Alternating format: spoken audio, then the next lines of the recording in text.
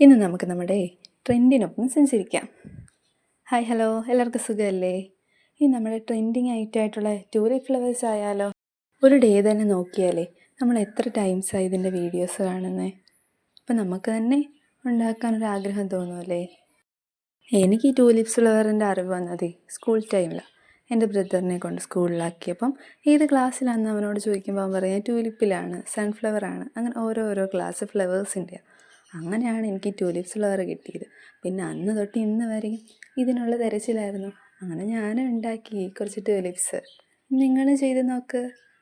നമ്മളിവിടെ യൂസ് ചെയ്തത് A4 ഷീറ്റിലെ ക്രേപ്പ് പേപ്പറാണ്. പിന്നെ ആ സ്റ്റെമ്പിന് വേണ്ടിയിട്ടാണ് യൂസ് ചെയ്തിരിക്കുന്നത് നമ്മുടെ സാധാ ഈർക്കിൽ തന്നെയാണ്. പിന്നെ മുകളിൽ വെച്ചിരിക്കുന്ന ടിഷ്യൂ പേപ്പറോ അല്ലെങ്കിൽ വൈറ്റ് ക്രേപ്പ് പേപ്പറോ എന്ത് വേണമെങ്കിലും വെക്കാം. ഞാനാണെങ്കിൽ ഈ സ്റ്റെമ്മ് സെറ്റ് ചെയ്തെടുത്തിരിക്കുന്ന ഒരു ഗ്രീൻ കളർ ടേപ്പ് വെച്ചിട്ടാണ്. നിങ്ങൾക്ക് വേണമെങ്കിൽ ഗ്രീൻ കളർ ടേപ്പ് യൂസ് ചെയ്യാം, ഇല്ലെങ്കിൽ നമ്മുടെ ക്രേപ്പ് പേപ്പർ തന്നെ അങ്ങനെ കട്ട് ചെയ്തിട്ട് ഒന്ന് സ്റ്റിക്ക് ചെയ്തെടുത്താലും മതി. പിന്നെ ഗ്ലൂഗൺ തന്നെ യൂസ് ചെയ്യണമെന്നില്ല, ഫെവിക്കോളിലും ഇത് സെറ്റ് ചെയ്ത് ഇരിക്കാൻ പറ്റും. പക്ഷെ നമ്മൾ പെട്ടെന്നുള്ള എളുപ്പത്തിന് വേണ്ടിയിട്ട് ഗ്ലൂഗൺ യൂസ് ചെയ്തതാണേ ഉള്ളൂ. അപ്പോൾ എങ്ങനെ, നിങ്ങൾക്ക് ഈ വീഡിയോ ഒക്കെ ഇഷ്ടപ്പെട്ടോ? ഇനി നമുക്കിതൊക്കെ ഒരുപാട് ഉണ്ടാക്കിയിട്ട് ഒരു ബൊക്കയ്ക്ക് അതൊക്കെ സെറ്റ് ചെയ്യാൻ വേണ്ടിയിട്ട് പറ്റും. വിരോധം ഇല്ലെങ്കിൽ ഒരു ലൈക്കും കമൻറ്റൊക്കെ ആവാം കേട്ടോ.